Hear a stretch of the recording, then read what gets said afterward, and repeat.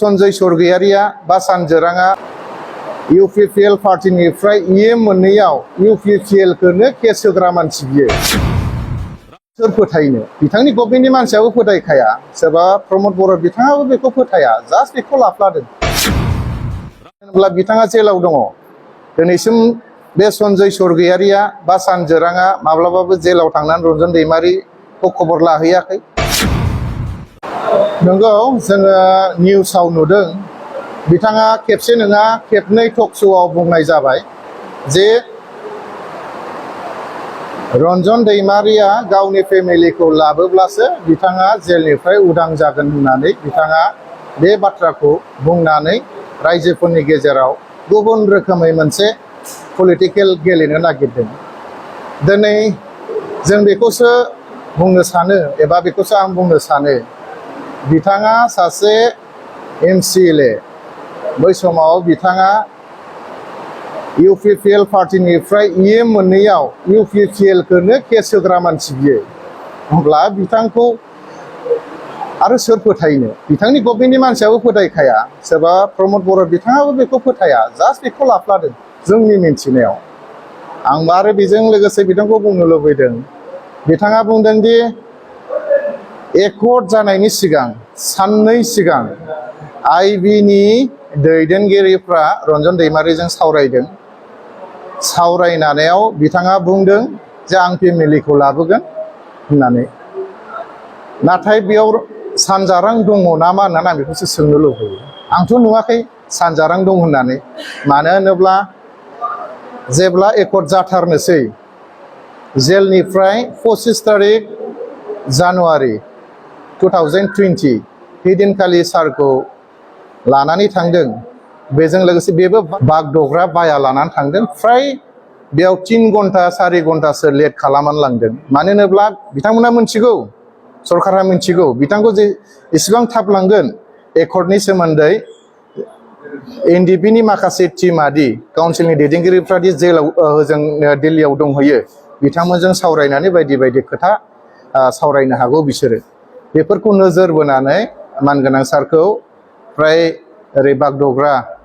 बेजों लानानै थांदों फ्राय 3-4 घन्टासो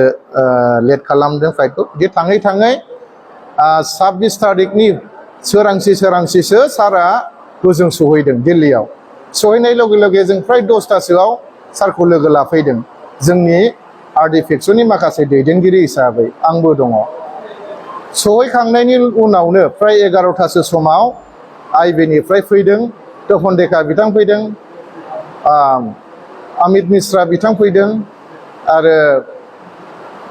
रश्मि सिन्हा बिथांमोना फैदों फ्राय जोंनि आर्टिफेक्सननि दैदेनगिरिफोर 5-6 जनसो दङ दानसोरां दङ बै समनि जेनेरेल सेक्रेटारि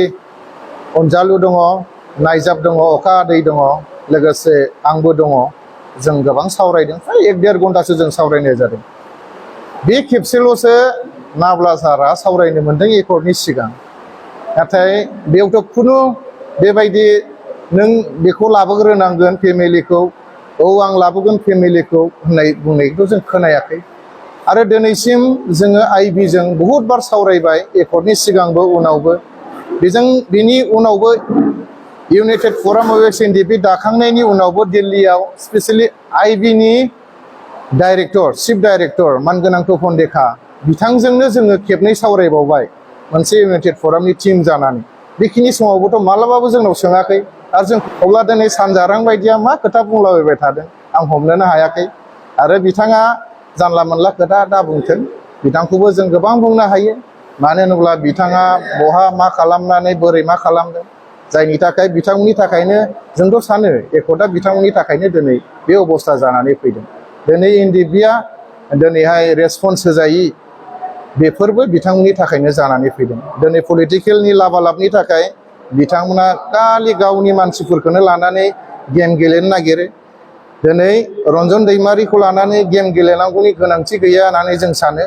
मानो होनोब्ला बिथाङा जेलाव दङ दिनैसिम बे सनजय सरगयारिया बा सानजोराङा माब्लाबाबो जेलाव थांनानै रन्जन दैमारिखौ खबर लाहैयाखै बेजों लोगोसे बिथांनि फेमिलिया बा बिथाङा बा जेलाव थानाय NDFB नि फेमिलिया मा अबस्थायाव दङ बिथांमोनखौ बियो खबर लाहैफेराखै। अब्ला दिनै बिथांमोना दिनै जेलाव थानाय मानसिफोरखौ माबायदि रोखोमै बेबायदि फाव फान्दायनो नागिरो बेखौसो जों आसरित मोनदों।